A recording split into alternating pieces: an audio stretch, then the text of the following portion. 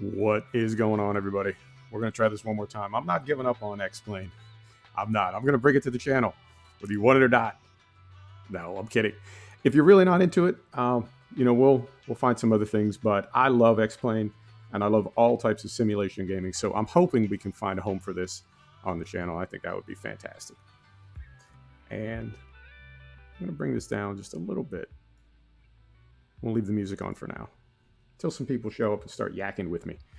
So this is the Zibo mod 737. We're going to fly this from Zurich to Paris. We are continuing to follow the route that Jason Bourne took, right? They found him in the Mediterranean. He came ashore at Imperia, Italy. And the closest airport I could find to that was Nice. We flew from Nice to Zurich. Last time we're going to fly from Zurich to Paris. And then next time, long flight, we're going to fly from Paris to Rhodes in Greece, because that's where he went to see Maria. Then if we get into the next movie, we can go to Berlin, we can go to New York, all kinds of places. But for now, we're going to start in Zurich. So I'm going to hop into the Zibo mod and get her going. And I did back the time off. We're on real weather, but I did back the time off a little bit. So we're going to take off in the afternoon, and we will land in Paris right about sunset. It's about a 1 hour flight, but it'll take us about half an hour to get in the air. And the Zibo mod, if you don't know what the Zibo mod is, this is a modified aircraft for X-Plane. It's based on the 737 that's in base game, but it's been extensively modified to have systems that are as close to real life as possible. So if you want to fly this thing, you have to do a lot of extra procedures and a lot of little stuff that is not in base game. I'm learning it. I would say I know about 70 or 80% of it, but I feel like every time I fly it, I learn something else. And every time I learn something, obviously that's something that I didn't know. So just working my way through it and really enjoying this aircraft. If I make a mistake, if I get something wrong, please do let me know. And of course I will. There are a bunch of things that I'm going to miss as we go through this process. So this is not, by any means, this is not how a real pilot would do it, but it's how I'm going to do it. Do my best. Here we go. So first thing we do is put main power on. Come down here, call for ground power, right? And then if we look outside, we've got our power cart hooked up right there, and we are on ground power. Come back in here, select that, and we can get started. First thing I'm going to do is get the inertial reference system aligning. We're going to set that like so and like so. And this will take, wait till this clicks over, 8 minutes. So in the meantime, we can do a bunch of other things. One of the things that we'll do is we'll get some fuel going. And we'll come back here, start the ground crew. They're doing their thing. And we will sort out fuel. So if we want to go to payload, we're going to be right about 7,500 kilos. Like so. And yeah, so we'll just need a couple hundred liters of fuel, and we'll say 140 people, like so, and 1,000 kilos in the back, and 1,000 kilos in the front. So we'll get those going, and if we go back here now, we'd call for the fuel truck, and it really won't take very long to get the fuel on board, because it's only a few hundred liters. But we'll get that going. And once that is on board, we can start boarding passengers. Good.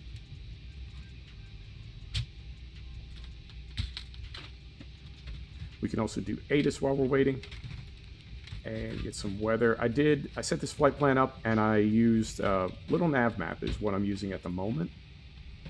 Oh, okay, it's already in there. 128525. So if we come down here to the pedestal, 128525 is already dialed in there. I fly out of this airport a lot. And we'll go up here. All right, 3039, departing on 32. That's what we need to know for now. I can barely hear that. Barely hear anything. Hang on. I'm so nervous about my audio now. Let me turn that up a little bit. I'm so nervous about my audio being too loud after the debacle last week. 3039, departing on 32. Okay, so let's get rid of this. 3039, departing on 3-2. So we'll come over here and get this set up. 3039. 3039, and Paris is what, 400 feet? So we want this to be 1400 feet. This is different people refer to this as different things. It's either decision height, it's MFRA. There's a lot of I don't know. I don't want to say debate about it, but there's a lot more I have to learn about this very simple number that I'm setting right here. Essentially, this is when we have to have the runway in sight. If we don't have the runway in sight at 1400 feet, then we need to, oh, and this is radio too. Hang on. If it's barometer, it needs to be height of the airport plus 1000. If it's radio, it can just be height of the airport, altitude of the airport. Okay. So we're going to go about 425. There is 425. All right. So fuel is on board. Let's get some passengers on board. All right, we'll start boarding. And we can also, fuel pumps on. Let's get our door closed here. All right. Now we'll go up top and work our way top to bottom on this. We want window heat on. We want working down top to bottom. We can go, can't even see it from here. We can go fasten belts on. We can go, all right, that's good. Hydraulic pumps on. All right. Yaw damper on. We can set this. We'll figure out what our cruising altitude is momentarily, but we can set this for now. Wait for the APU to warm up. There it is. All right. And AC is on. Beautiful. All right. What else do we need to do? Take a look up here. 3 minutes left on that, but we can start on the FMC. So come down here. Let's see. We want Lima Sierra Zulu Hotel. That's where we are. It's right in there. I don't think you have to put a gate in. I know some pilots do. I don't think you have to. Grab the left GPS back here, plug that in. All right, and then route is going to be Lima Sierra Zulu Hotel, Lima, Fox, Papa Golf, 01. That's a company route that goes in there. 1932 is our flight number that goes in there. Activate that and execute. And our fuel is on board, so we have our weight, so we can go here now. All right. Reserves are going to be 2.5. 5 right there. Cost index of 30. That goes right in there. We want 58,000. That goes right in there.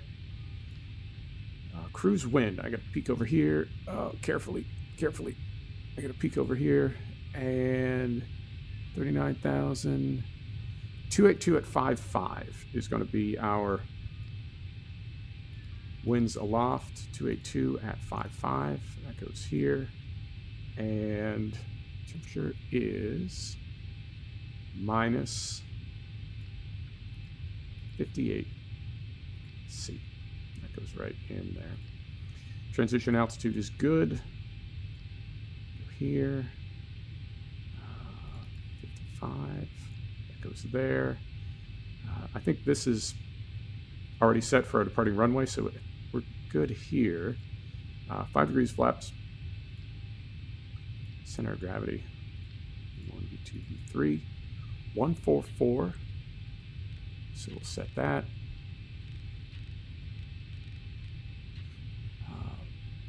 Measure runway's already set. Altitude's already set. Let's go back up top before I forget and put in 38,000 here.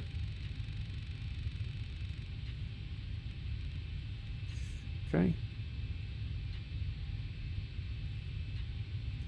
All right, still good there. Let's say passengers are done boarding, so we'll turn on ACL and strobes to steady. Okay. This is all good. All good. Okay. Back to the FMC. Let's confirm our departure. Go here, runway 34, using the Vebi 1K, and then we're arriving on, we're going to say runway 9 left, using the Kepi 7 West. And let me see if we have a transition dialed in there. So we go legs, and then we'll step through this. We got a discontinuity right there, so we'll plug that in. All right. Continue stepping through here. Discontinuity there.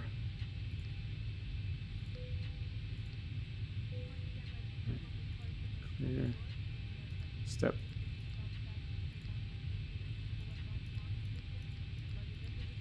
All right, and there is they said a steep descent after Bannock, so 16, and then 16,000 to 4,000. So what we can do is just, and again, this is probably not legal, not how it's really done, but we'll just take that out. All right, and what, 12.6. Down to 4,000. We've got 37 miles to descend to 8,000 feet. I think we're okay. I think we are. All right, and we're good here. All right. So dial this back. Set that. Go back up top. What am I forgetting? Always forgetting something. All good here. All good here. Flight director's on.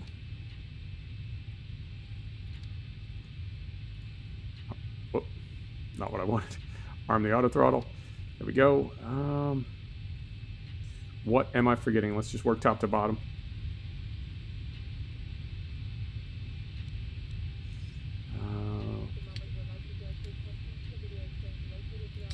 All right.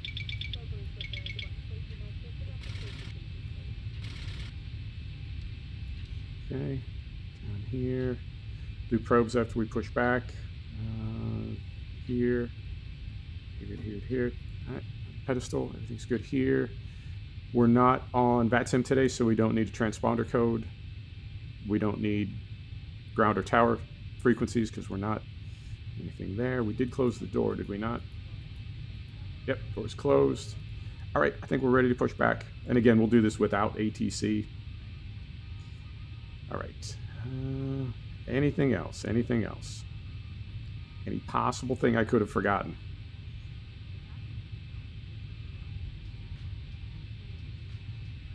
All right, here we go. And if I take a look, let me look on little nav map. I got to move my head around just a bit to do this. I got to see behind my microphone. And we want 3-2, so we want to push back back into the right. Okay. Ground services. Do that. And push back. Back. And to the right. So go right back over here. Ground to cockpit. Plan acknowledged. Call me through the menu when you're ready. So incredibly loud. I think that's a... Is that an independent volume? Good grief. Let's see what we can do about that. Hang on. Preferences. Default. No. We need that turned way, way, way down. All right, he's going to yell at us one more time. I do apologize. I know this is going to be super loud. Nothing I can do about it at the moment. Ground to cockpit. Toes driving up.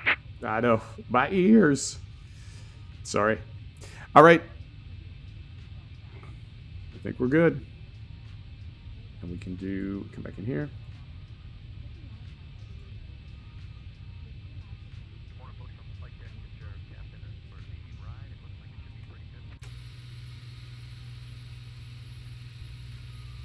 Yep, clipping through the wall. There comes our tug. And we did we?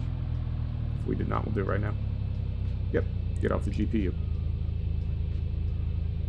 I'll have to take a look and see if there's a way I can turn those sounds down. That is, I've got everything, what you can see right here, I've got everything turned down so far. And unfortunately, that seems to be like on its own separate audio channel. Okay, all doors and hatches are closed. Ready to connect. Set parking brake. Parking brake is set.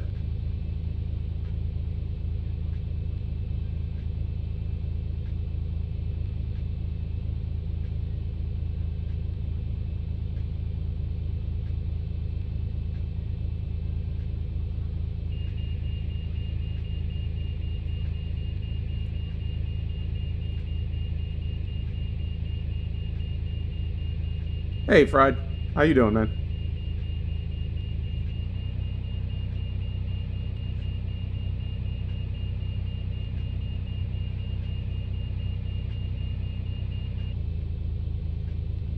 Tow connected and bypass pin inserted. Release parking brake. There we go. All right, he's starting pushback, and you may start the engines. He is almost done, and again, I do apologize. All right, that's right up there. Starting 2.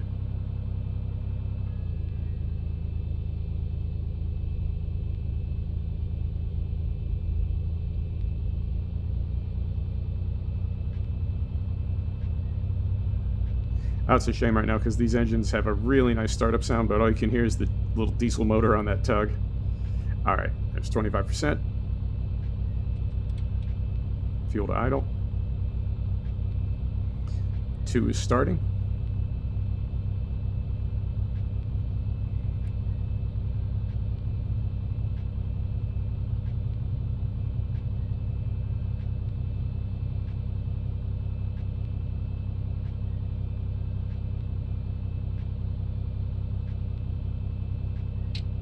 There we go.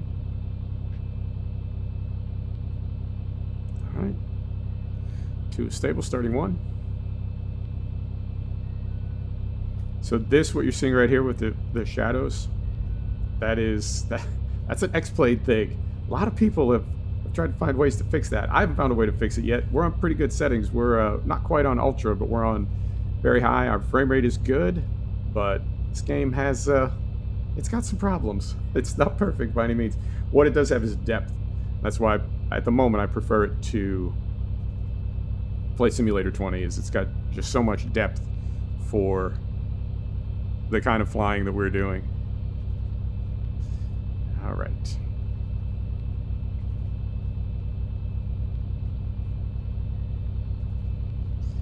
Some fuel on number 1.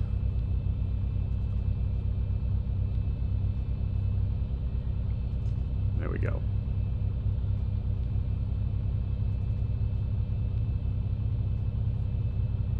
So the tug driver's got to yell at us one more time, and then we're all done with him.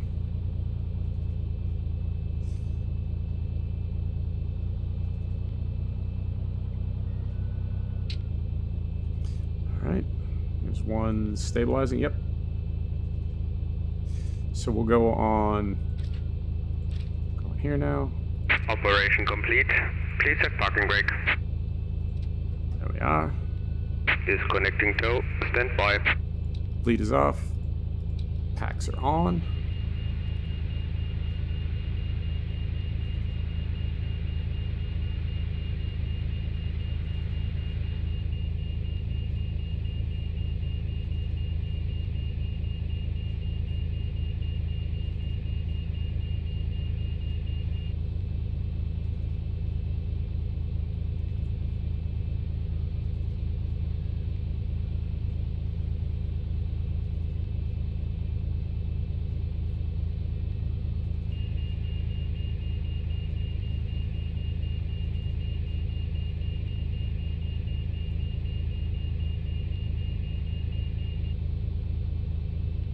Tow is disconnected and bypass pin has been removed. Hand signal on the right. I'll see you next time and have a safe flight. Alright, we're done with that guy. Fortunately. I'll take a look after the stream and see if there is something I can do to sort that out, but I think, unfortunately, that may be, at the moment, one of those things. But I'll take a look. All right. Ready to go. And we want to taxi. So we're going to go forward. Right, left. Okay. Just flaps. Strobes are steady. Logo light is on. Collision lights are on. Turn these on. Seatbelt. Good. We're good. Okay, here we go.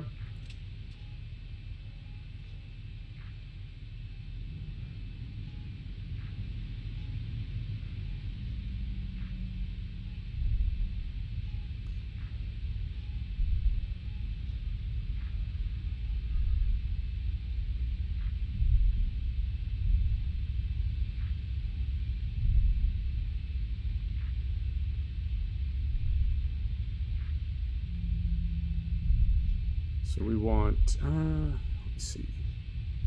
So right here.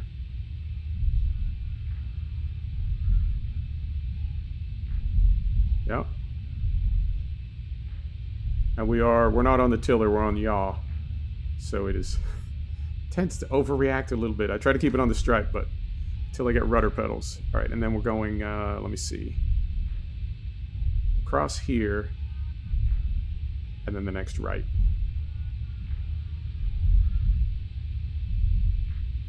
Okay. Across here. And then this right.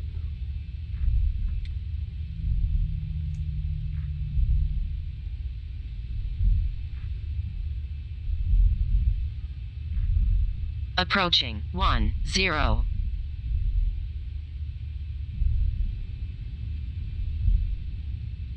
This right. All right.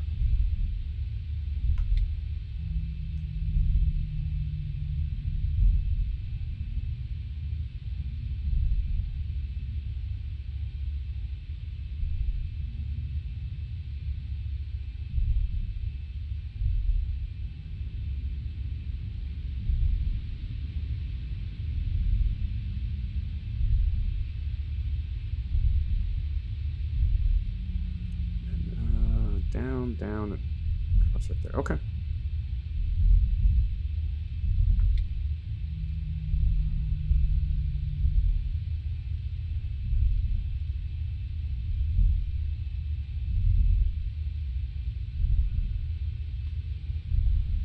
So across here, and then we'll take the next left.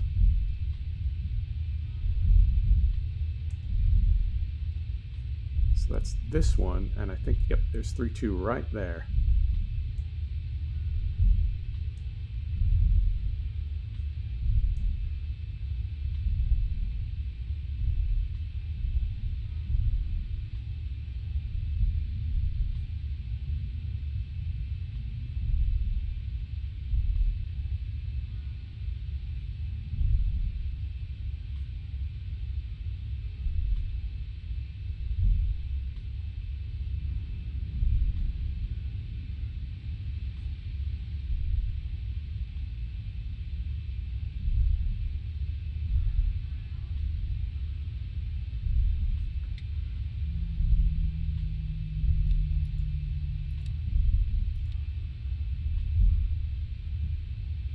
Approaching 3-2. It's curious that I have so many sounds turned down, and those are still just crazy loud. I'll take a look and see what the reason for that is. So weather, data, down here, the pedestal. All right, that back up here. Take one more quick look. Continuous strobe on. Windows, probes, yaw damper. Everything here is on. Pumps, hydraulic. Yep. I think we're good. Down here. T. Flaps. Yep. I think we're ready. All right, here we go.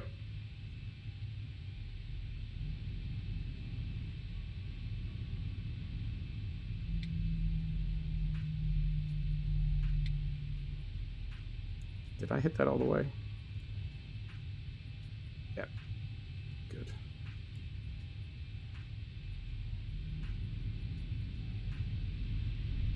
And this is nerve-wracking for me to do this like, not on VATSIM. I don't know what it's going to be like when we get VATSIM going. Hectic. Hectic. On runway 32. All right. So we will reset fuel. Set the chrono. And there's Toga.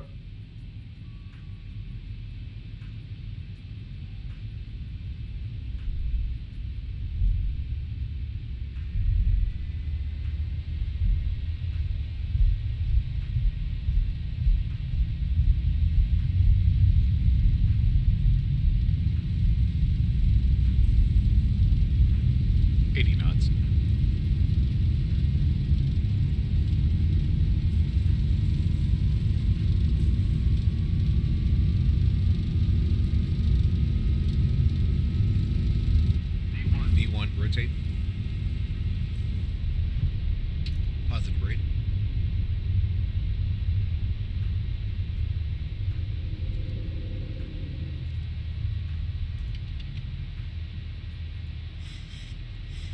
$400.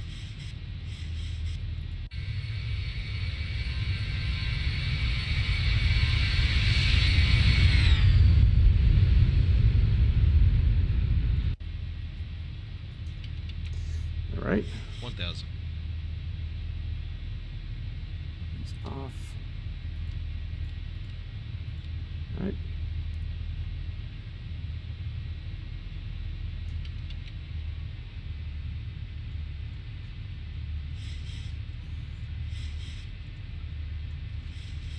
We'll make our big turn here.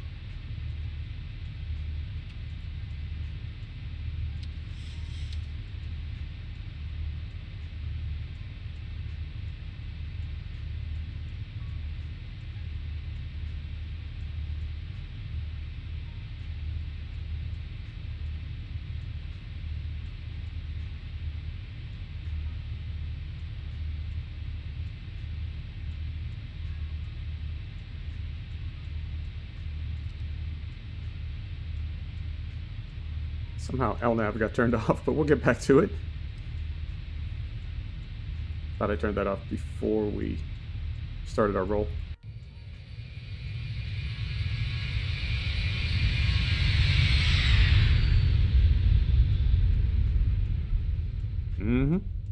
All right.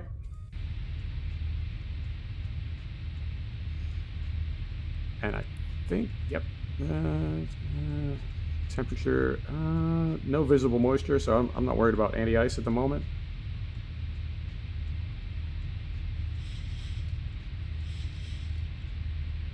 Set altimeter. Yep. All right, that worked out pretty well. We're just making this big turn to the, well, sort of the west now, almost back over the airport, which is, yep, right out there.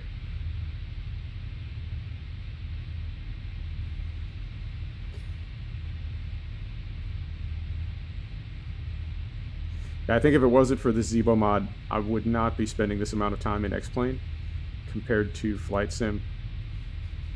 And I do, for the most part in the past, I've been all about like small general aviation aircraft, but for some reason this Zibo mod and the complexity of it just really, it resonates with me. I've not been able to stay away from it. We're going to Borrego. Yep. And there's the airport. Hell yeah, man. I've been watching a lot of YouTube pilots, real pilots, and really trying to learn all I can about, well, I would say about this mod aircraft in sim. But I feel like the aircraft is so realistic that I'm sort of learning about the actual 737, right? That's how realistic it is. Let's go back here before I forget, and probably doing this a little bit out of sequence. But if we go back here and we want to go Lima Fox Papa Golf, that's De Gaulle, and we're going to be landing on 9 left, so we need 8-4 magnetic.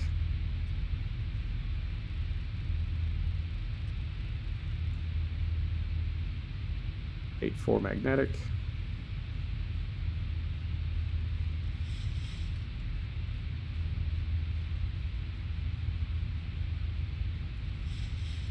Right.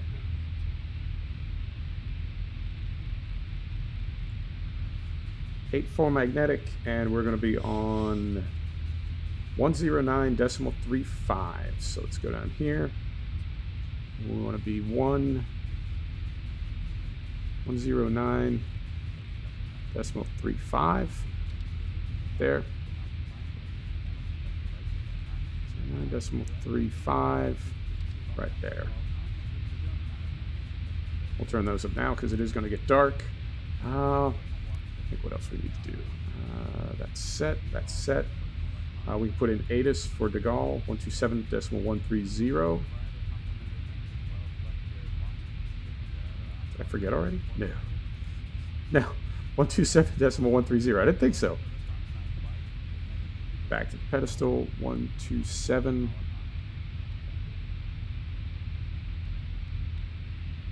320.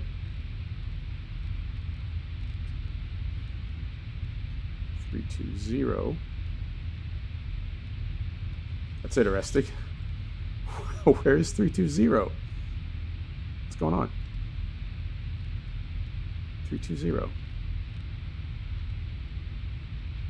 How odd. We don't, at the moment, we don't have a 320. Can we get there this way? That's crazy. I don't know what can be done about that. 127.320.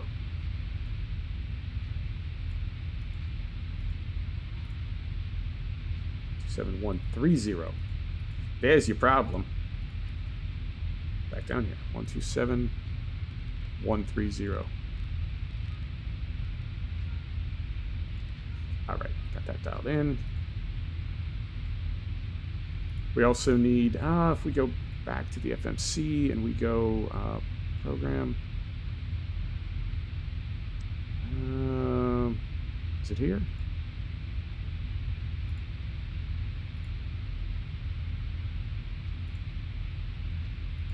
There we go. Yep, at some point we will be able to put in our ATIS for De Gaulle, and that'll give us our VREF and various other things. All right. But for the most part, yep, that's it. We're just going to cruise. It's not a very long flight. It's only about an hour, maybe a little bit less. But we'll get that dialed. And as soon as we get to top of climb, we're more or less going to nose over and start our descent. It's fairly quick. I think if it wasn't for the approach, we'd probably have another, I don't know, save another 20 minutes on the flight. But we do have to kind of swing out to the west to get lined up for 9 left.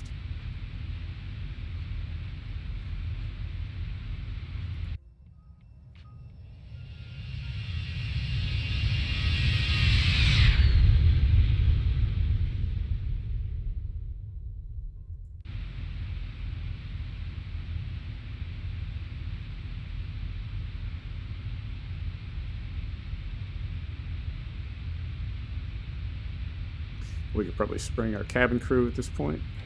There we go.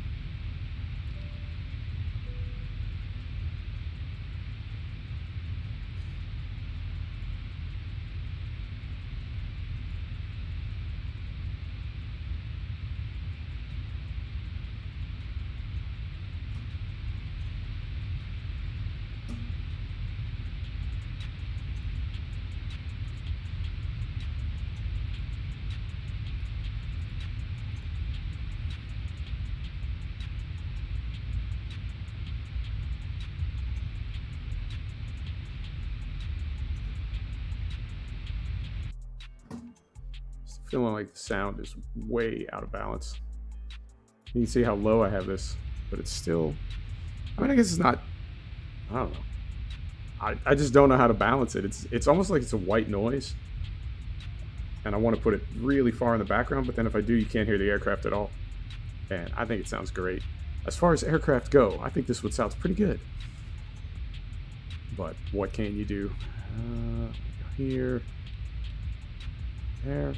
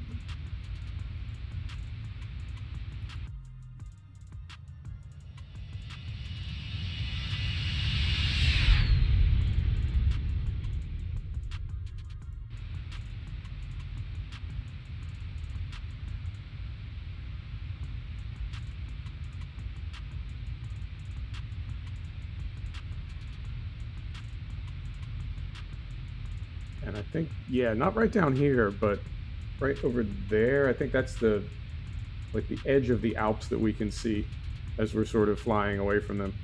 At least that's what I'm seeing on the map. Like right outside our, right off our, what is this, the port side. Right outside the left-hand windows, we're looking at the, just the edge of the Alps before we make our turn.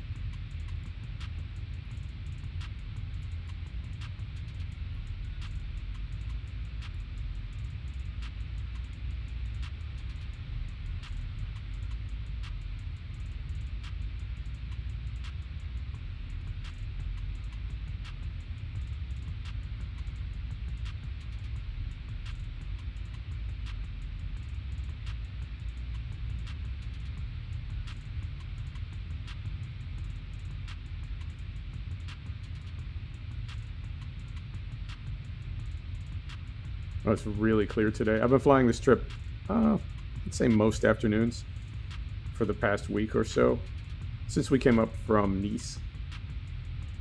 And it hasn't been this clear ever.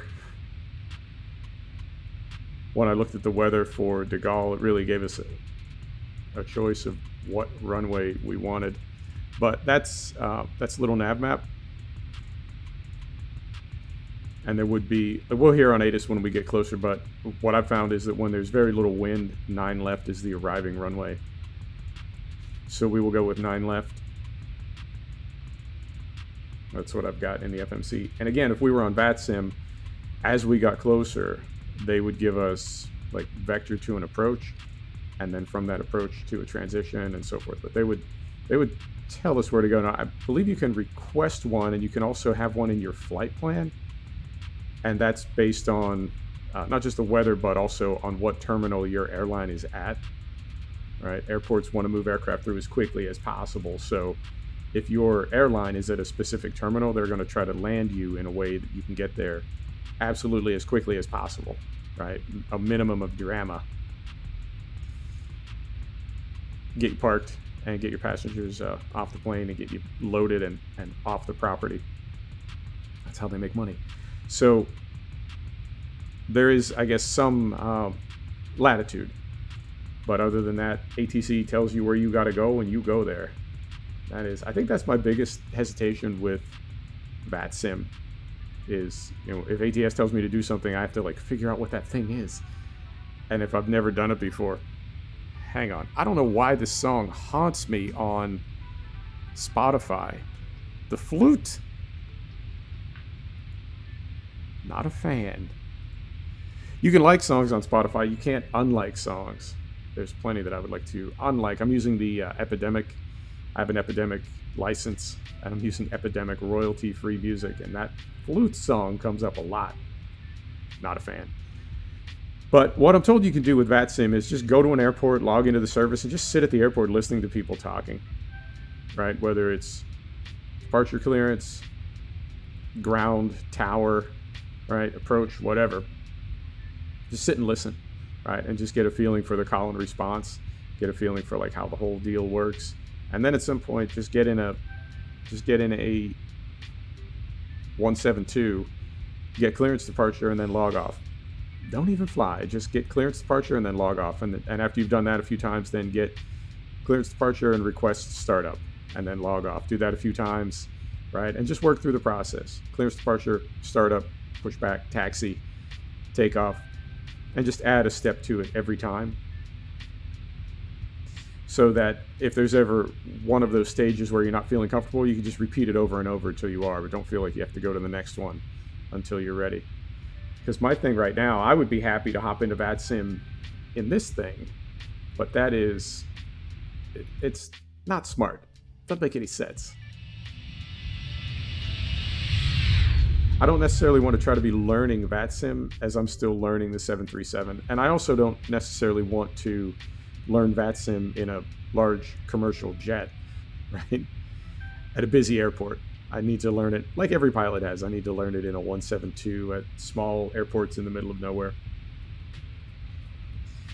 So we'll figure it out. But yeah, I'm really looking forward to getting on VATSIM. I think that's going to be my winter project this year. We're flying out. Yeah, I couldn't find another approach. When I set up the flight plan, I couldn't find another approach that made more sense than the one we're on right now. But it's going to swing us way out to the west. But at a busy airport like de Gaulle, because we'll be getting in like 5 o'clock on a Monday. At a busy airport like de Gaulle, I'm assuming there's going to be so much traffic that they will need to start folding the different aircraft in quite a ways from the airport. It's not like they're going to have traffic coming in from all different directions and then somehow just funnel it down to 4 runways at the last minute. So, I mean, these are real transitions and real approaches, so perhaps this is how far out we'd have to go in real life. But I know, again, the YouTubers that I'm watching, the real pilots that I'm watching, anytime you can get a shortcut, anytime you can save time, 5 miles, 50 miles, right? 20 minutes, doesn't matter. 2 minutes, they'll take anything they can get. Anything that gets them pulled up to the gate and unloading passengers early, they'll take it. And I think this is top of climb. Yep.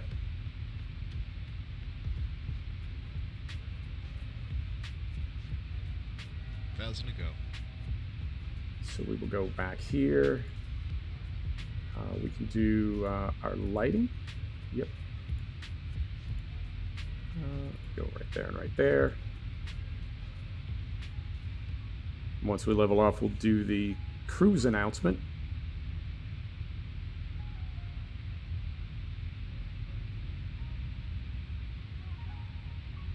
And we'll roll for about probably 10 or 15 minutes, and then we'll start a descent. And it looks like it's going to be pretty much straight in.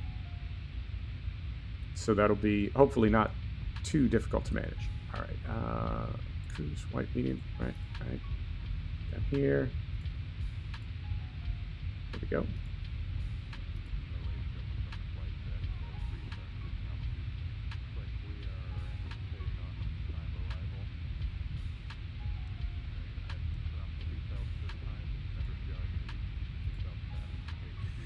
And wow, an hour went by really, really fast. All right, I'm gonna have a sip of water. Camera's gonna go a little bit wonky with track IRs. I tilt my head back, but bear with me here.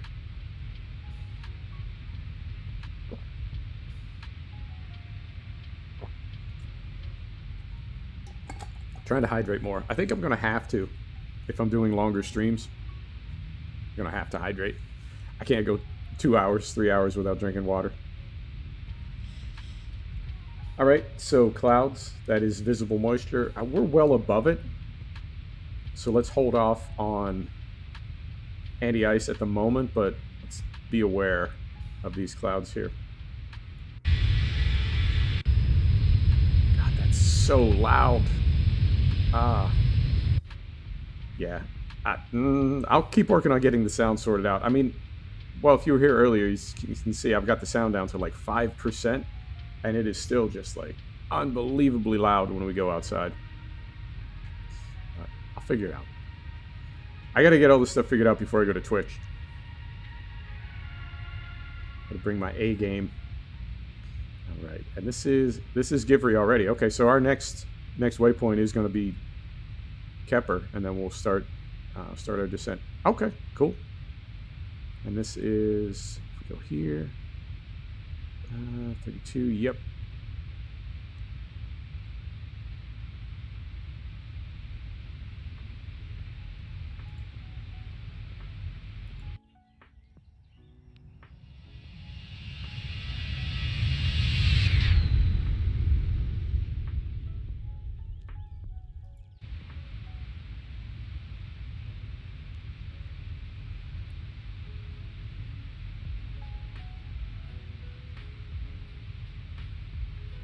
I've been building my flight plans in SimBrief and then bringing them into little nav map, kind of tweaking them a little bit. That's been working out really well. I need to get Navigraph, but apparently X-Plane is like the most expensive sim hobby you can have. I thought Train Simulator, with all the DLC that was available for that, I thought that was the most expensive, but X-Plane is the winner. Like $100 aircraft and $50 airports, and it's just endless. There's so much of it you can buy. Yeah, I got bogeys. Saint Aggressor, how you doing? How's Monday treating you? How's your week looking? You know what? I'm gonna do another flyby just because I really like them.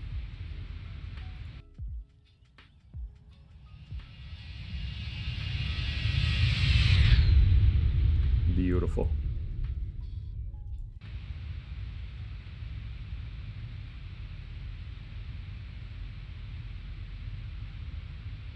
Now, I do have DCS, and the only aircraft I fly in DCS is the P-51 Mustang, and the learning curve for DCS is next level. If you turn off all the assists, and the only assist that I use at the moment is I do have, like, it'll put names on targets. Hey, Fried, no worries. Another Ford in bits. Yeah. It's going really good, Saint. It's going really, really good. In Digital Combat Simulator, you can turn on tags, I guess. So if there's enemy aircraft, even if you can't see the aircraft, it's got a word above it, right? It'll say like Messerschmitt or whatever. You can see the word even if you can't see the aircraft. If you turn off those tags, you can't see anything. I don't know how pilots in World War II did it. You can't see anything. You just can't see anything. I've done whole missions where I've like taken off from England, flown across the channel, flown to France, done a patrol, never saw anything, flew back, and landed. And then the times that I have got into combat, I just immediately got killed. So I think Track IR is going to help to be able to like look around and look behind me. But no radar, man. No wonder they invented radar. You can't see nothing. Just been tested for COVID. Now, does that mean you've been tested to see if you have it, or you've been tested and you do have it?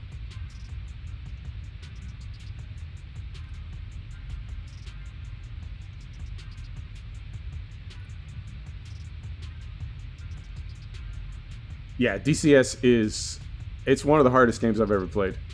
I think a UFO just flew past us. Is this another one right here? Oh yeah, I want to believe. Well, cool. Fingers crossed for you, Fried.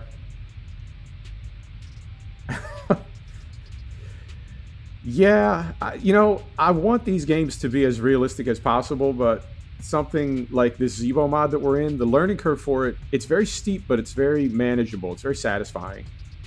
And I feel like I am figuring out things I need to figure out. And there's still a lot that I need to learn, but I can hand fly the takeoff. I can hand fly the landing, and I feel like I'm getting a handle on this thing down here. I feel like I'm getting a handle on this box, because there's so much to this, and this really is what controls the aircraft in real life. Let's see if we got anything here. What do we want? What do we want? What are we looking for here? Forecast. Here we go. Nothing yet. Okay. So we'll need to wait till we get closer, I think, till this populates. Is that correct? Baby. All right. Back to here. So I do like when things are complicated. I was in Train Sim World earlier today, and I'm trying to learn the PZB LZB on the high-speed rail for that Munich route, right? And so the PZB LZB, it's tricky in real life. They give you no documentation for it. I have no idea how to actually do it. And that it's possible that it's a little bit bugged out as well. So it's like, we got some things working against us. I'm going to go ahead and throw on anti-ice, because we do have visible moisture in the air. And the rules say that's when we throw on the anti-ice. So yeah, I like things complicated, but I think the other half of that bargain is, if things are going to be complicated on the developer's part, they also have to be accurate, right? You can't give me a whole bunch of things that I have to do and then something is not in the right place. And so no matter how well you do those things, it still doesn't work. I think that's one of my beefs with the way that Train Sim World 2 is set up. Not Train Simulator, Train Sim World 2. A couple little bugs in there that make some of the details not work quite the way that they're supposed to.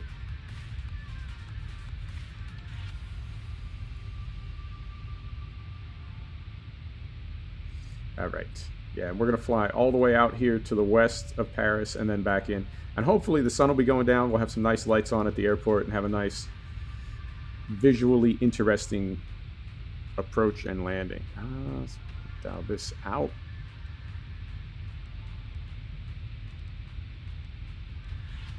There we go. Yeah, I'm having a great time in X-Plane. And it's funny that I don't think Microsoft and Asobo planned it this way. But I'm back in X-Plane because of Microsoft Flight Simulator. Turn that down just a little bit. Because Flight Simulator was so buggy on day one, particularly with the commercial aircraft, I feel like the only way I can get my flight on is in X-Plane now. Yeah, I could see that. And it sort of reminds me of a race sim. You know, there's so many like famous turn complexes, tracks around the world, that when you drive them in a good sim, something like iRacing or Assetto Corsa Competizione or something, but when you go through like Eau Rouge, you really understand that once you've committed to it, like once you come out of La Source and start down the hill at 160, 170 miles an hour, you're sort of committed to Eau Rouge. You can't really bail out of it. There's no good place from La Source to Kemmel Strait. There's really no good place to like hit the brakes. There's nothing you can do. If something goes crazy in front of you, there's really nothing you can do. And I feel like aircraft and trains are the same way. You need to become so adept at anticipating and avoiding problems, because planes go so fast and trains are so heavy that if you realize something at the last second, it's already too late. There's just no way to stop it in time. And I think that's what a huge part of the training is being able to spot problems before they occur, being able to avoid problems rather than try to steer around them or stop a train in time or something. But I like freight trains. I like the American freight trains, but I feel like Sandpatch grade it's too easy, for lack of a better word. Like, there's never been a time on the descent from the summit, there's never been a time where I was worried like I wasn't going to be able to stop, or we were going to derail, or the brakes were going to get too hot or something. Yeah, I get that feeling. I feel it in iRacing a lot. There are a lot of turns in iRacing where you more or less just wind the car up a little bit faster than you're comfortable, and then just kind of throw it through the apex. And it's not that you're out of control, but you're sort of out of control. And then you get grip again on the exit. You just throw the car through the turn, and you do that 10 or 12 times per lap for 70 laps. And just hope nothing goes wrong. And and then of course you got to throw in 20 other people doing exactly the same thing. I do love racing. I love it in real life. I love it in sim. I love racing. And planes. And trains. And trucks. Yeah, Mario Andretti said, if you're not a little bit out of control all the time, you're not going as fast as you could be going. That's grim. That is unnerving to think that there are people that, like, every Sunday morning, that's going to work for them, you know? And again, it would be different if it was just you on the track, but you're surrounded by all these other people doing exactly the same thing. I just watched the 1,000 kilometers at Paul Ricard. Truck license, Europe or US? You don't have to say if you don't want to, but DOT or MOT, where you at?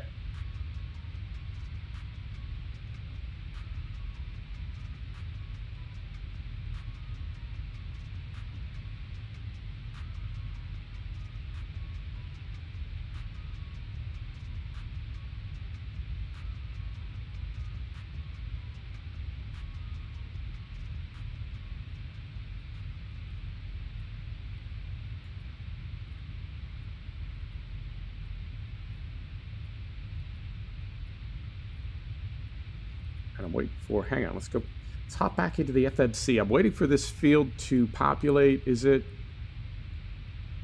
here? Yes. So here's our flap speeds. We need, is it this one? There we go. Class 2 UK rigid body. Class 1 is what, Arctic? Like seriously Arctic? Like snowcats and that sort of thing? I know people with CDLs in the US, and it is particularly like the hazmat stuff, materials handling, dangerous stuff, toxic stuff, spills, cleaning up a spill if something leaks in your truck. They said that's a huge part of it, because you're responsible for what's in your truck, and if what's in your truck is like articulated. Oh, okay, I got you. It said Arctic. I thought you were talking about like, right? Like driving in like the North Pole. Okay, articulated. I got you. So that would be, well, I guess there's two classes of CDL in the United States, commercial driver's license. I think there is rigid, and then there is tractor trailer as well. Yeah, I thought that's what you were talking about. And you know what? For the life of me, I could not figure out why that would be a license class in the UK, but I don't argue with people on the internet. It's not a good habit to get into. So if anything is said that I don't understand, instead of disagreeing, I just make a note to look that up later. find out for myself. But yeah, I thought you were referring to some type of UK, I don't know, colonialism, man. You guys got everywhere back in the day. All right, and let me back this in a little bit. TODs, this is going to be a weird descent because we're going to hit our TOD, descend a little bit, and then just essentially go straight in all the way down to 9 left. All right, as long as we can make this turn right here, because we'll be pretty high, we'll be going pretty fast, so hopefully we can make that turn. And what'll happen is you can smooth this stuff out, and in fact we can, if we go here.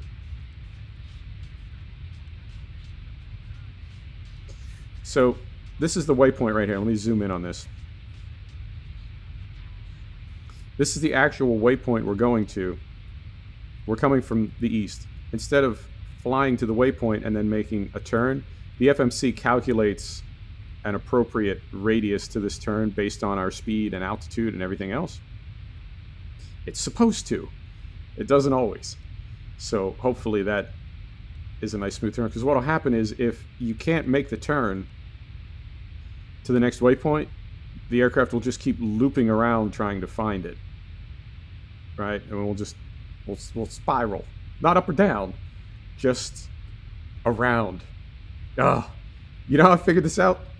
Saint, I watch Flight Deck to Sim, who's a fantastic YouTuber. He's a pilot in real life. He flies this aircraft in real life, the 737.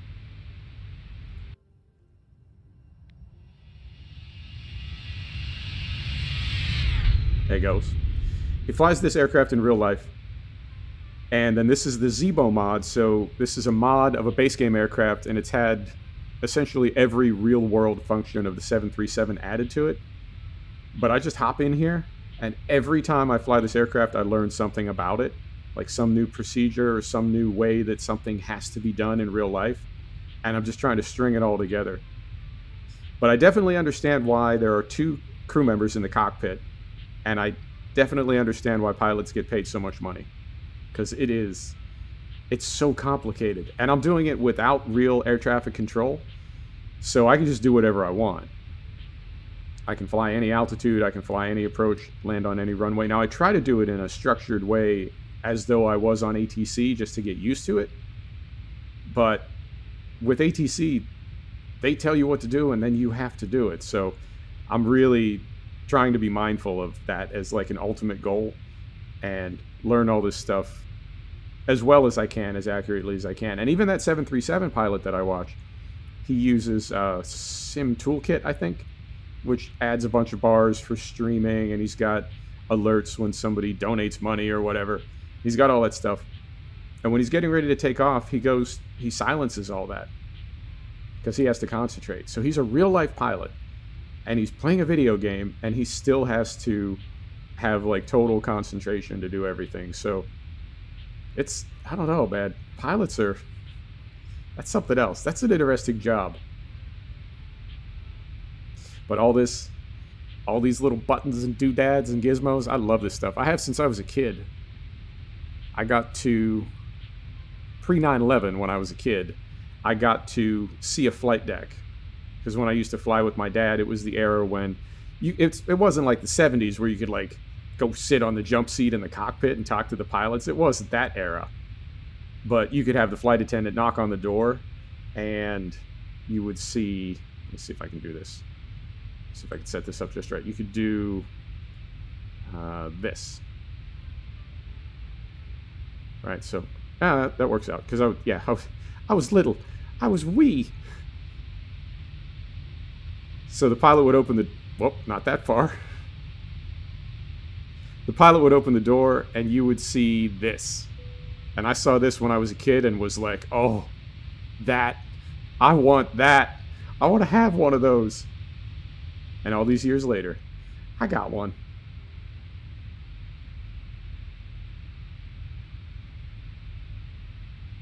Oh, right on. Oh, that's very cool.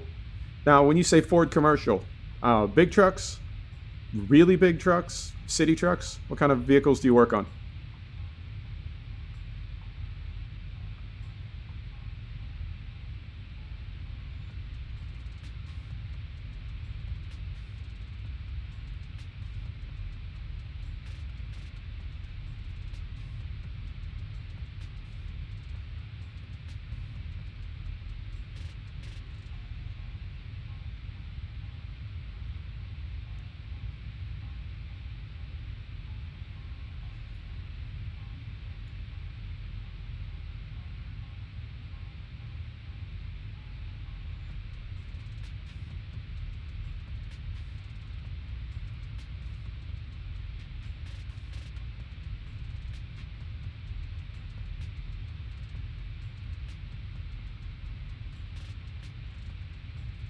7.5 ton. Okay.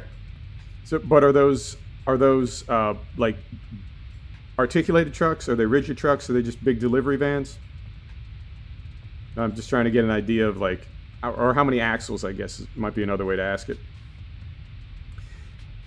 Yeah, aviation fascinates me. My father's a pilot, and I grew up around this stuff. He's not a commercial pilot, he's a private pilot, but I grew up around this stuff because he's also an engineer and mathematician. Rigid body? Okay, gotcha. He's an engineer, he's a mathematician, and like all engineers, he's not exactly a people person. So you could say maybe he was not the best dad, but he was, he just absolutely filled my head with knowledge from birth. And one of the things that he was very much into was aviation. So I grew up around this stuff. And in fact, here, while we've got a minute, because yeah, we're not going to be at top of descent for another few minutes, so I can tell you a couple things I learned. I worked as a mechanic for many years. I worked as a mountain bike mechanic. And I ended up living in resort towns working on like $10,000 and $12,000 downhill bikes. And mechanics are engineers that actually get their hands dirty and drink beer. I think that was my conclusion about it. I mean, we're both engineers, but mechanics actually rip their knuckles open. It's, yeah. I love engineering, but I love fixing things too. There you go. It's the way to do it. All right, let me tell you a few things about this aircraft that I learned. So one thing that I learned was up top here, the IRS. I thought this was GPS based. This is the inertial reference system, and it's not GPS based. It is, there are accelerometers, gyroscopes, and compasses mounted at various points in the aircraft. And before we took off, we put in the GPS coordinates of Zurich, right? And so those systems around the aircraft can determine its attitude in space and its direction in space. They know which way it's pointed and how fast it's moving in 3 dimensions. So those accelerometers, once you tell it where the plane is, it can, if you give it a starting point, it can tell you where the plane is without a GPS signal. It just knows how far the plane has moved. Apparently it is unbelievably accurate, but it is independent of GPS. And there are 2 redundant systems. So that is the IRS. It is not GPS based. The other thing is deadband. And this may be loud when we go outside, but I want to show this to you. Hang on. Hang on.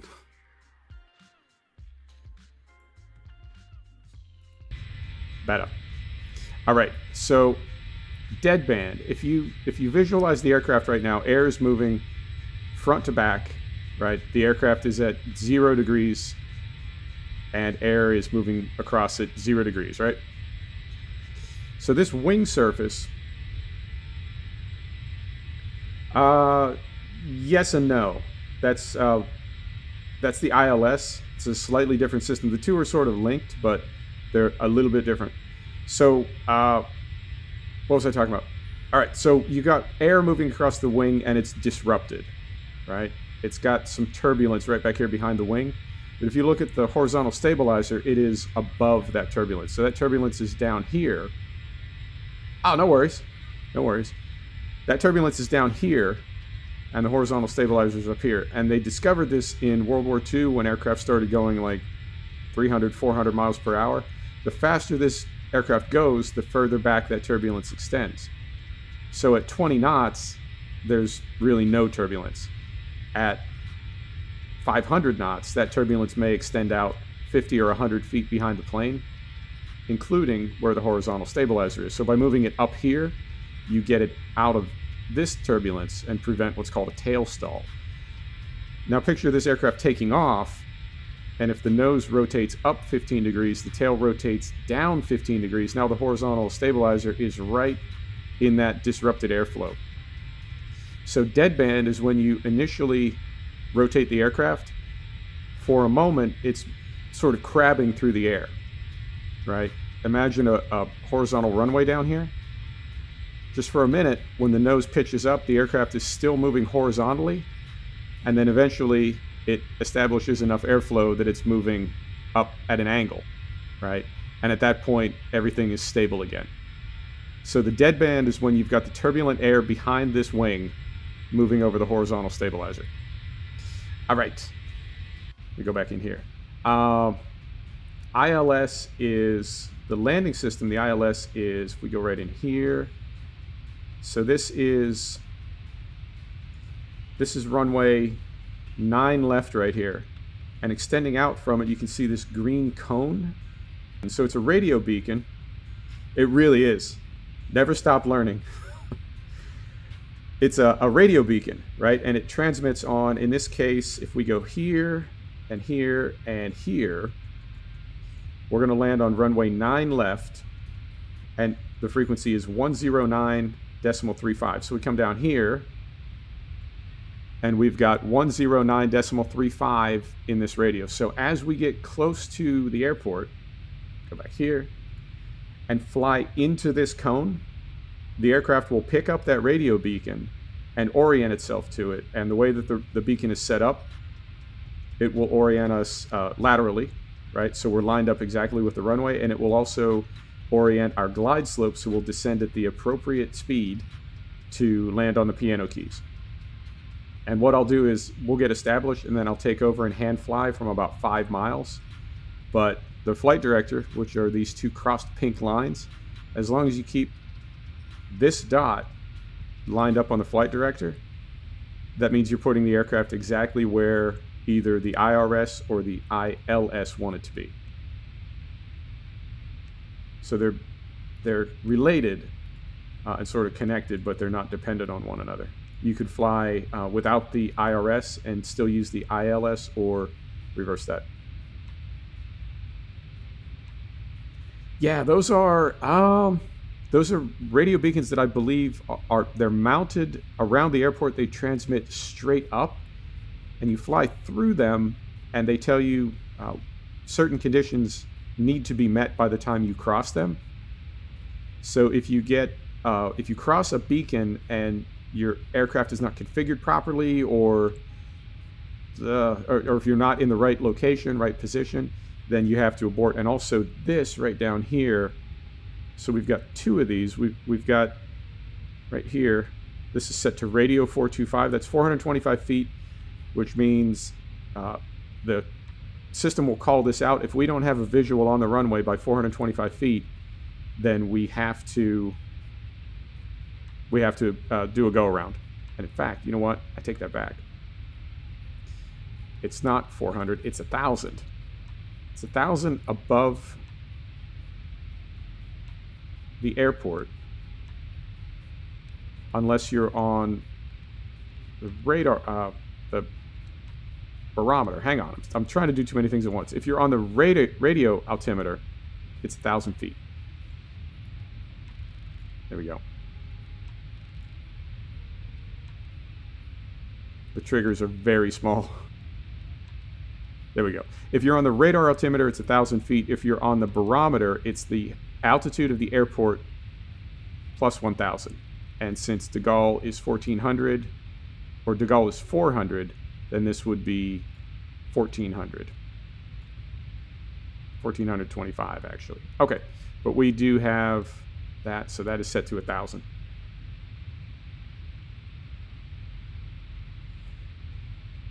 Yeah, not exactly accurate. There are, I mean, you can mess with the ILS, but there are still independent systems in the aircraft that will tell you you're too low or too high. So, like, we'll get call-outs. We'll get call-outs at 2,500, 1,000, 500, and then below 100, it'll be every 10 feet. So the system will call it out as we get closer and closer to the ground. Yippee-ki-yay, Mr. Falcon. And what else? Oh, and this thing right here, this little yellow bar that's creeping up in the speed tape, this is Mach Buffet. So as we passed through 30,000 feet climbing, the checklist told us to reduce our bank angle from 25 to 10. I thought that was for passenger comfort, but it's really for the aircraft is moving so fast right now. We're at 0.77 of the Mach, so 0.77 speed of sound. We're going so fast now, and there are the envelope that we're in is so small. If we made any radical movements to the aircraft, we could very quickly go out of control. So this yellow marker is to indicate like things that we can't do, and it will move around as we descend. And speaking of descend, I'm going to swap the lights over. Take off and landing. We want those on bright. We want to announce descent.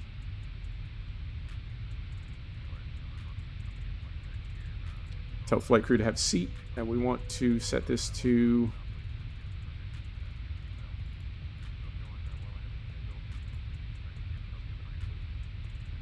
500 feet. Okay. So looking right down here now, we have TD, that's top of descent. So as soon as we hit that, the FMC is going to cut throttle, pitch the nose down, and we will start descending. I say that like I know what I'm doing.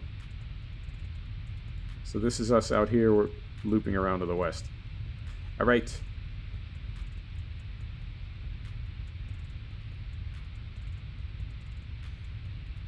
And yeah, we're going to fly right through these clouds. So we'll leave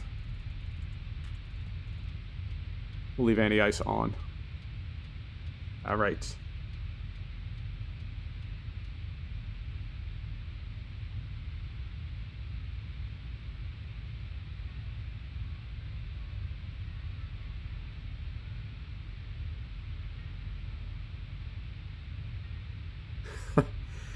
You know, I've seen all kinds of YouTubers, everything from real pilots to like first-time pilots. There's also, you know what? There's an app for that. When you are setting up, the FMC, there is an N1 limit. N1 is right here, and that's essentially like how hard the engine is pushing. And they are dropping right now. We're starting to pitch down. But you can set up an N1 limit, and then it is reflected right here. By selecting this, the engine will not go over that speed. And you can fudge it a little bit by giving the FMC an artificially high ambient temperature. So you can cap the engines at, say, 88% of max and just keep them running cool. If you don't have... Put the brakes on here. If you don't have a lot of people on board, or if it's a short flight and you don't need a lot of fuel and your aircraft is light, you'll need less power to take off, so you can run the engines slower and cooler. And then there's also, as we were setting up, there's also something called cost index, and that determines how quickly you get to altitude. So there's, you can run the engines very hard and burn a ton of fuel and get to altitude very quickly and then back the engines off. Some companies do that. Other companies climb more slowly, which puts less strain on the engines, but because it takes longer to get to altitude, you're running the engines longer.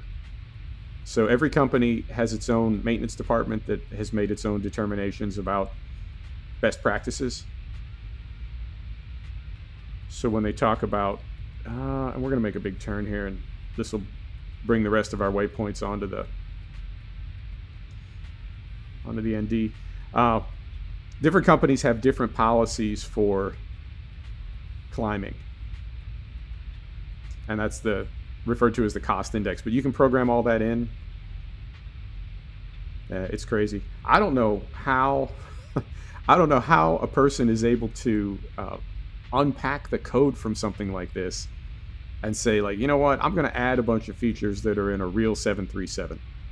I'm just going to do that.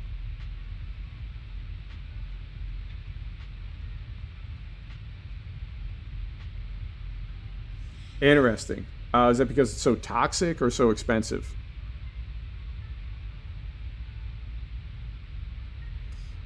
All right, making our nice big turn here. And as we come through 30,000 feet, it will tell us we can bank at 25 again. Yep. So we'll do that, and that will... All right. Beautiful. And then we're going to decelerate to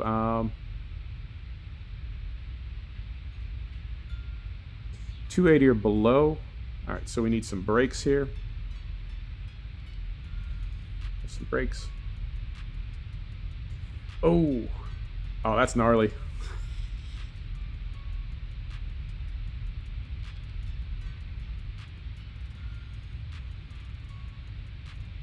Yeah, chemical burns are horrible. Yeah, it's amazing. And these are citizens that do this, and it's a free mod. I've found very expensive aircraft, mod aircraft in X-Plane, and this one is free. It's amazing. All right, so we need to be 280 or below in 3 miles. So we'll throw the brakes on.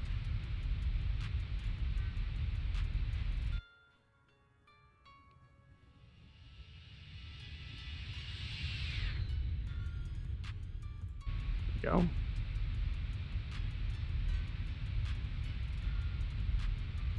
Yeah, I was worried about that. So we're sort of missing this waypoint. I don't know if we're going to be able to make the turn in time. No, it gave us the next one. Okay.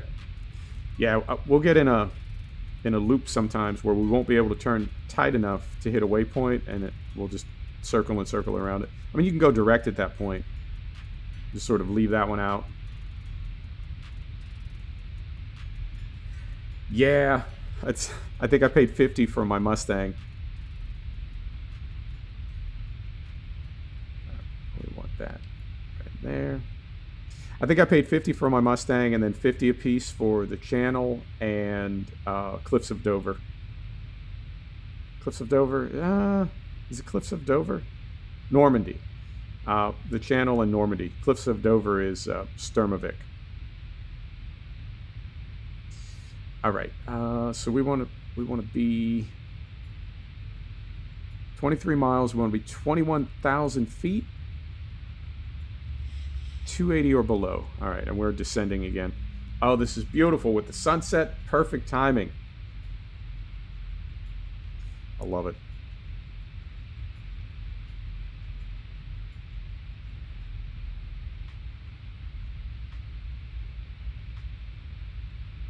I need to spend more time in DCS. I need to find a squad to fly with in DCS.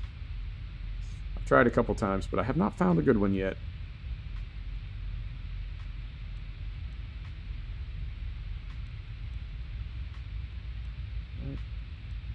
Right there. No, I don't think you did. Nobody watches the flight sim. It sucks, because I really love flight sim and I really want to make it part of the channel, but these videos are just dead. I know it. I'm going to try a few more times, and if it doesn't pick up, we'll have to pull it from the rotation, but I would really hope that people would be into all types of sim, like I am, and not just the farm or not just the truck. You know, I like all types of sim gaming. So we'll give it a few more tries.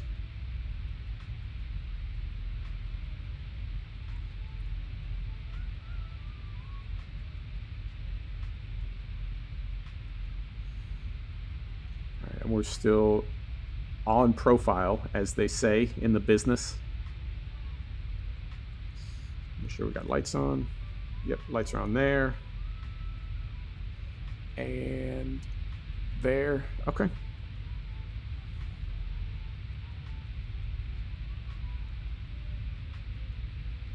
And yep, brakes are off. Okay.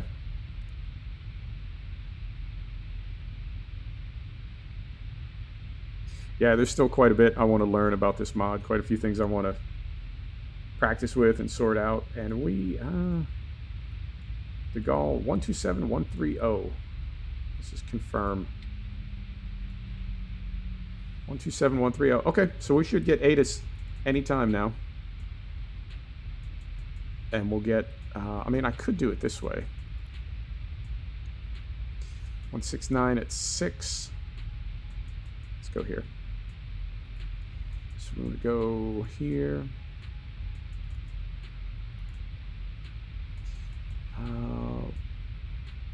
935. Where is it? Forecast. Here we go. So we want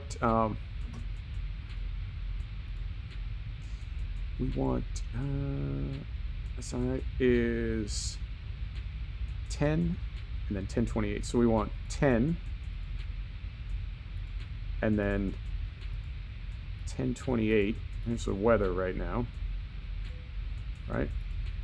Direction and speed, 169 at 6. So 169 at 6. Right. And I think, yep. So we got our flap speed in. All right. Here we go. All right.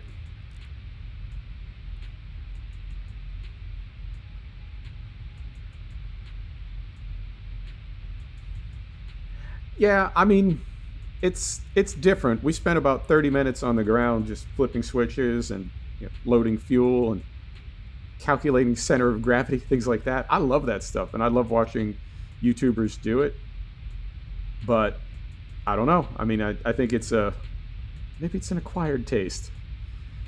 So, if people find it interesting, I'm happy to do it. But if it's something that nobody is really into, then maybe not so often. Same with the trains. I think the farm is what people like the most, and also the trucks. But I like trains and planes as well. All right, so we need to decelerate. Let me see. Going this way. We need to be 280, 280, 280. So we'll still be 280 at 12,000 feet, and then we need to be, we're going to descend 12,000 to 4,000. We'll drop from 280 to 172. All right.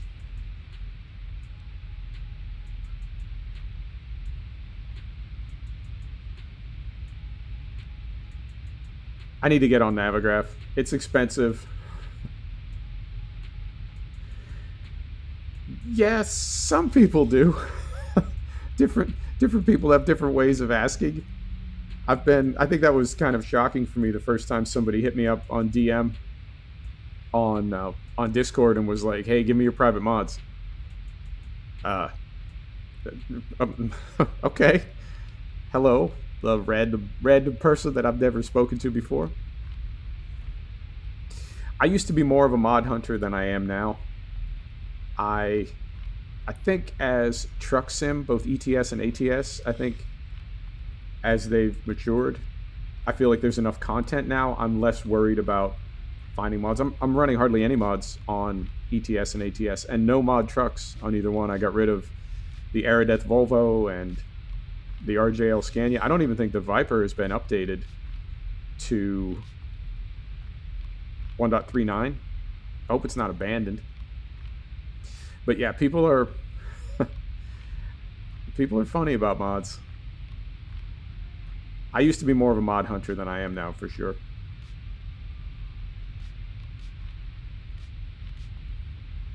All I make is skins.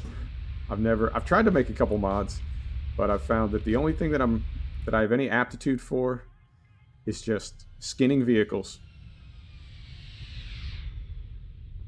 It's my thing. And our virtual trucking company is now, we've got a virtual airline. We have a commuter railroad in Germany. We got all kinds of goodies. All right, we're still under 280. We're going to decelerate soon again. And it looks like we will be landing, not quite in darkness, but we will have some runway lights on, and that's always, I like that look. All right. Always nerve-wracking, this last little bit.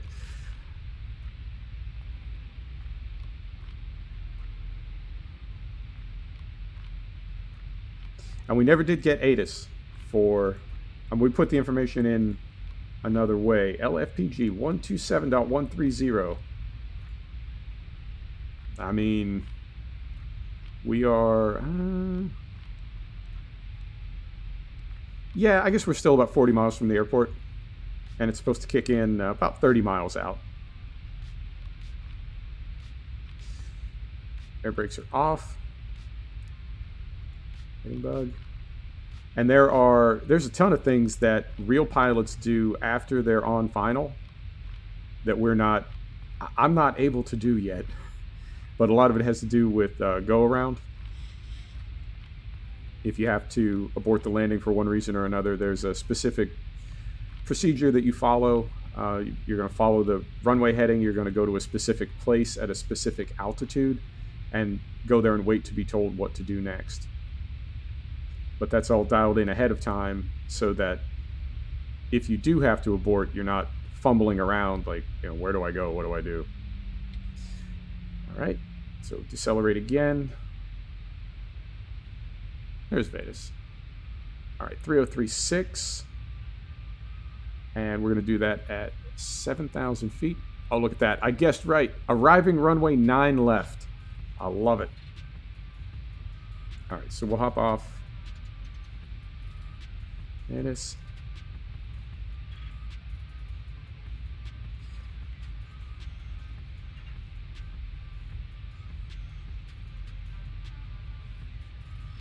Yeah, I believe the procedure is when you abort a landing, that you've then sort of automatically committed to flying the go-around procedure.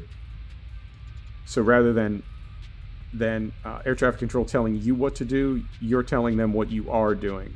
Okay, continuous, anti-ice, 10 degrees visible moisture. Got that. Left and right. Landing lights on. Lights off. Strobe lights on. Fasten seatbelt on. Reference value. Yep, I think we're good. So we close that and go here.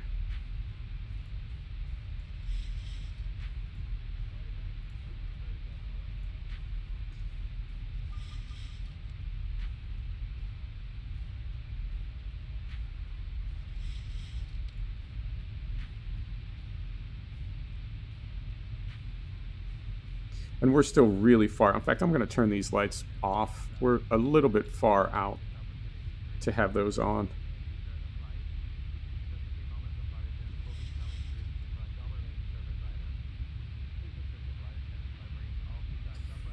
Yeah, I can generally hit the piano keys and I can generally hit the center stripe, but I've floated a few times. I've lifted the nose wheel a couple times. It's not perfect, but I feel like it's getting there. And then I watch a real pilot do it, and they don't even spill the coffee. It's crazy. All right, and we still got a ways to go, but what you'll see right in here is you'll see that ILS information populate right in here, and then we'll do, whoop.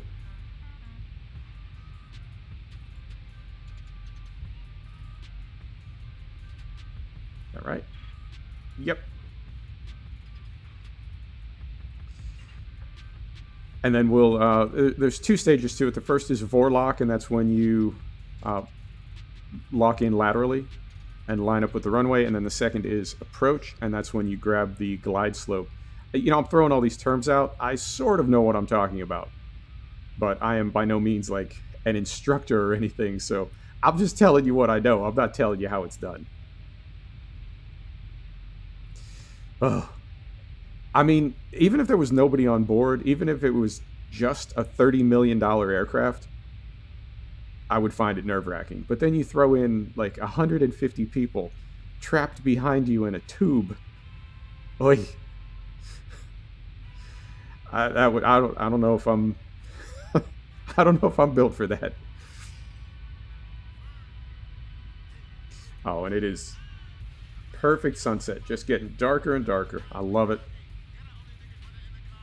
Oh, and then you gotta start throwing the... Hang on.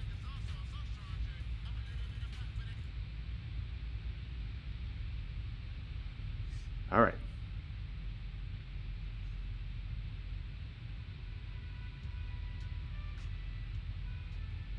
Well, that's no better.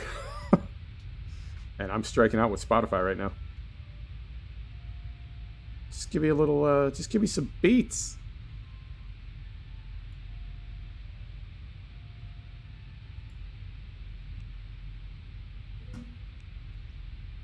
All right, so we're at 7,000 feet. I really should be concentrating a little harder right here. I'm sort of trivializing this and messing with the radio. All right, so we need more drag. Get down to 174. We'll go to standard. 3039. Is that correct? 3036.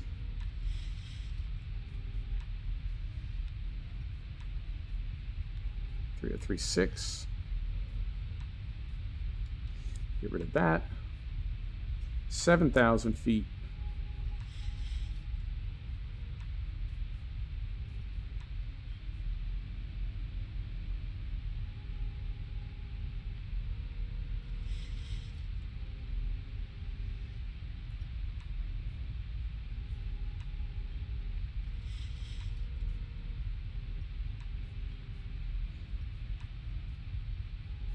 Yep, that's us.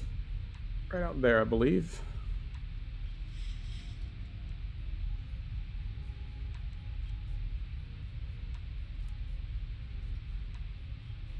$6,000 feet.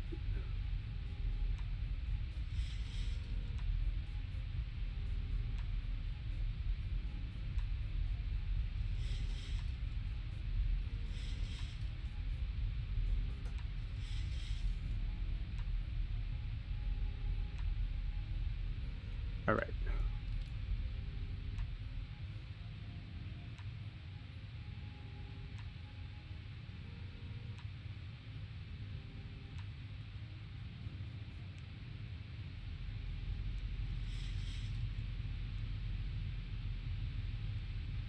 It's not a bad looking game.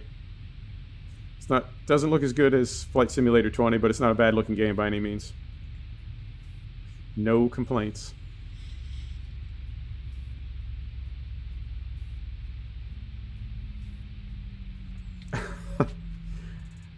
Oh, I'm pretty good.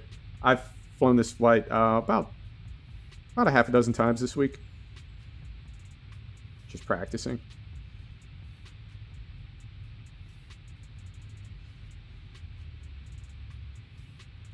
All right, and there's, so if we look here now, 84, 85. So if you look right down here now, 19.8, that's how many miles it is to runway 09 left, and it's on a heading of 085 degrees. So we put 085 in all three of these.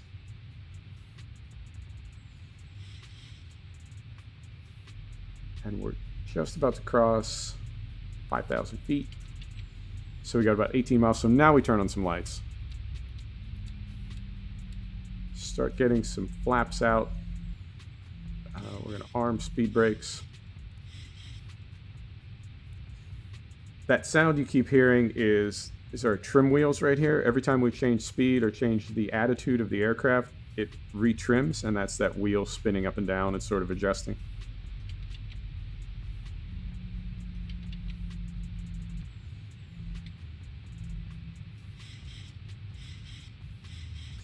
All right. 17 miles. All right, seatbelts, anti-ice. Yep, it's all good.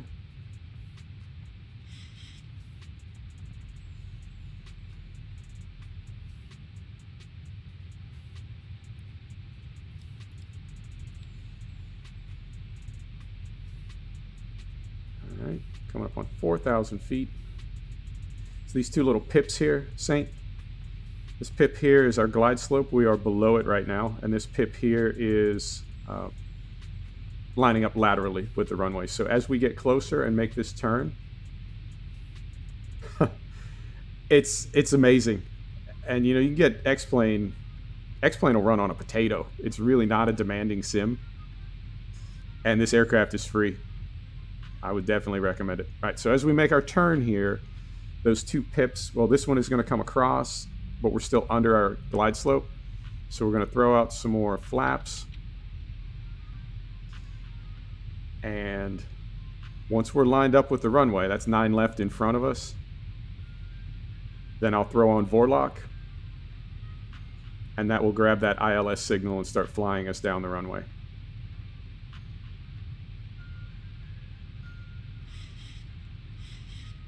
All right, so we're lined up. Lined up over here, lined up over here. So that is, there's Vorlock right there. And we're flying level at 4,000 feet. So what's going to happen is this pip here will start descending as we cross over the point where we intersect the glide slope. So what we'll do now is approach. And as we cross that point, it will grab it and start descending us down. We're good there. We're good there. Everything's still good here. All right. Did I forget anything? Brakes are armed. Auto brake. Okay.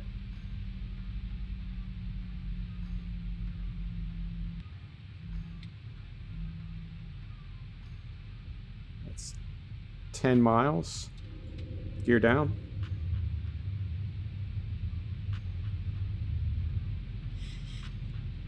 Uh-huh.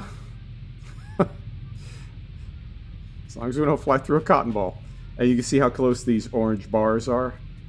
Right, we've got a very narrow performance window that we're in right now. We really can't do anything as far as like radical maneuvering with the aircraft at the moment. So as we were setting everything up before, we did tell it, so it's all in a database, but it knows the length of the runway, the surface, the angle, if it has any slope to it. That's all in a database. And then we programmed in the weather, and it told us to land this aircraft on this runway. We want to be moving at this speed with this amount of flaps and various other things. So some things we tell the FMC, and some things the FMC tells us.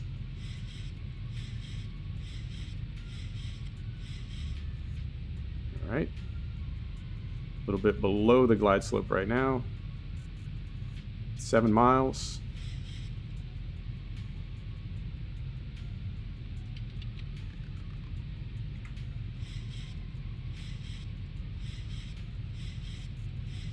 Six miles. I'm going to come off auto throttle.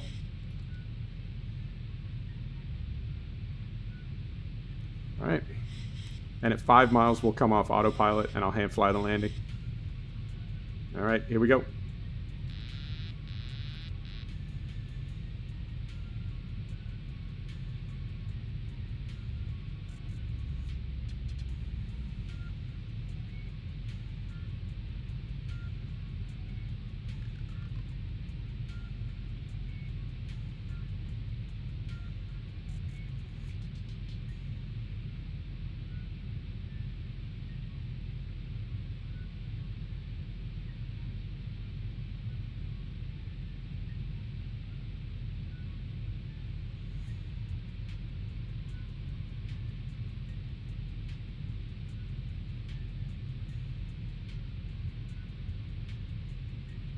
Approaching minimums. 1,000 minimums. 1,000 feet, stabilized, Mr. Perch, altitude set.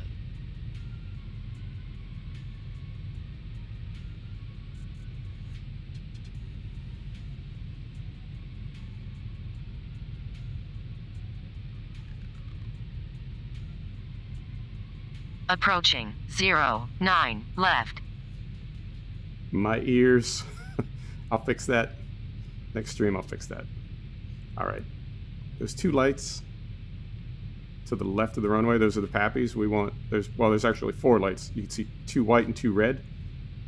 That indicates we're on a appropriate glide slope. 3 red were too low, 3 white were too high. So we're on glide slope right now. 300.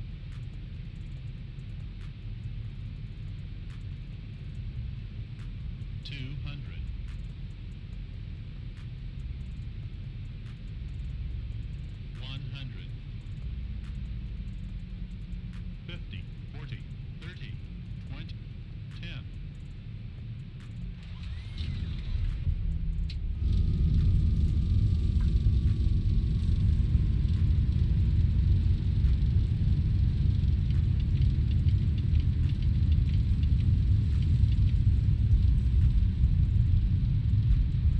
80 All right, knots. there's 80 knots. So come off the reversers. This is a high-speed taxiway. 3,000 feet remaining. There. All right. We get slowed down here.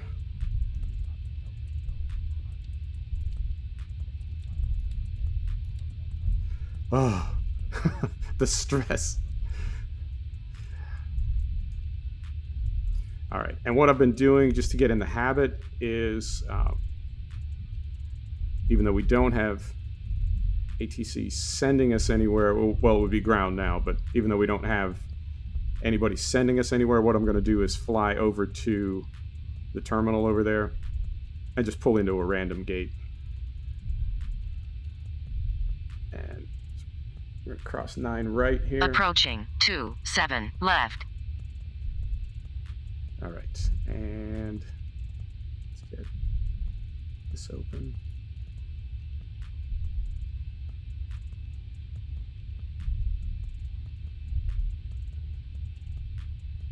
Come on, give me a map.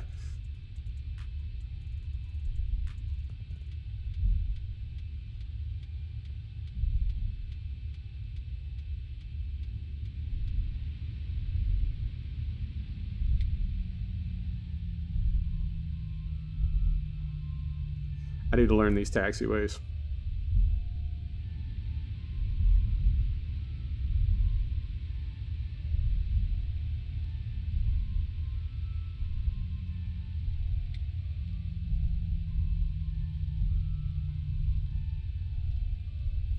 All right, is this, it's not this one.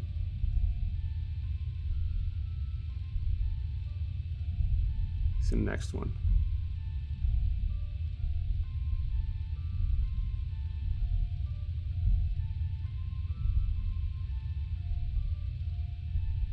I have to learn these airports as well, as far as like what terminal is what. Now, in fairness, in real life, you wouldn't just fly into a place like de Gaulle.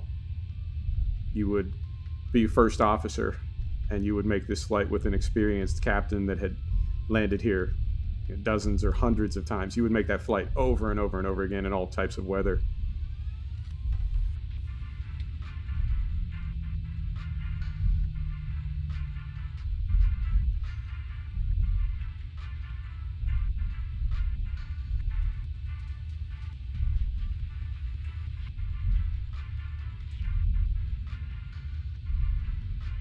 How about this gate right here? Nope. Somebody used that one. How about this one right here?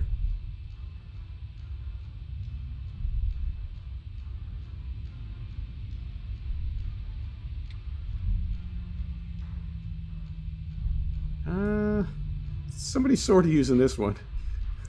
All right, too late. We're just going to stop right here. All right. The stress. All right. Parking brakes set. Turn those off. Get the APU on.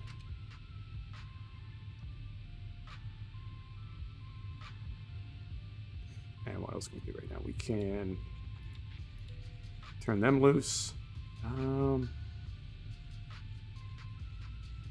Yep, I think we're just waiting for the APU.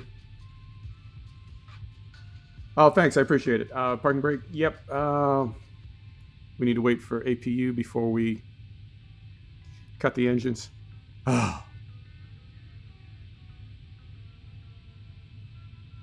That last little bit, I think the problem that I have with it is after streaming for this long, the idea of stuffing the aircraft on landing is just, you know. We want that off. Want those off.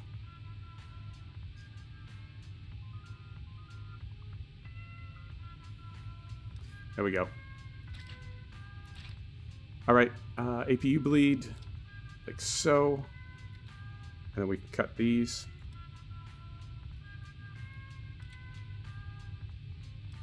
And then hop outside.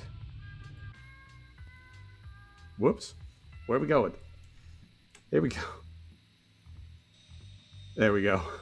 And let the engines wind down. All right. There you go.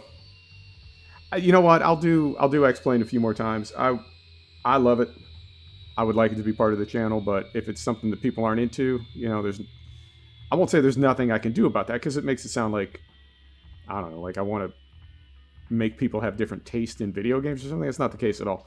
I would like it to be part of the channel. If it's something that people aren't into, we'll pull it out of the rotation, maybe bring it back now and then. But yep, that is X-Plane. That's all I got. And that is Zurich to Paris. Thanks, everybody. Who's in the chat? Saint, I think it's just you, buddy. Thanks, everybody. I will. We'll come back tomorrow. We'll do some cattle and crops, and then on Wednesday we're going to be in Euro Truck. Right on. Thanks. See you next time. Take care.